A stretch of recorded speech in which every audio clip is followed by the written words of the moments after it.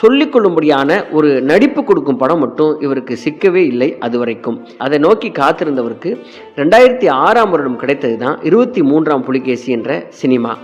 மனுஷன் காமெடியில பிச்சு உதறி இருப்பார். தொடர்ந்து காமெடி கதாபாத்திரத்தில் திருவிளையாடல் ஆரம்பம், சென்னை 28, இரும்புக்கோட்டை முரட்டு சிங்கம் என்று நடித்து தீர்த்தார். அடுத்ததாக குணச்சித்திரத்துக்கு ஒரு லேண்ட்மார்க் வேணுமே, இது எனக்கு வராதுன்னு யாரா சொன்னா என்ற ரேஞ்சுக்கு களவாணி படத்துல இறங்கி வெளுத்திருப்பார். இந்த படத்துல இப்ப காதல் ஒண்ணுதான் குறைச்சலா போச்சோ, தாலியை கரட்டி கொடுக்காதரி வித்து போடுவான் அப்படின்னு காமெடியுடன் சேர்த்து என் ஊர்ல என் மக மேல யாரா கைய வச்சது என்று கிளைமேக்ஸ்ல மகனுக்காக அறிவால் தூக்கி கொண்டு போகும் சீன்கள் எல்லாம் வேறு லெவல்ல இருக்கும். அதே மாதிரி கலகலப்பு படத்துல அந்த கெட்டப் சேஞ்ச் அமிதாப் மாமாவாக உதட்டில் விரலை வைத்து சிரிக்கும் கேரக்டர் அட்ராசிட்டியின் உச்சம்னு நம்ம சொல்லலாம். அடுத்ததாக இவருடைய லேண்ட்மார்க்கை ஆழமாக முத்துக்கு முத்தாக சினிமாவில் பதிய வைத்தார்.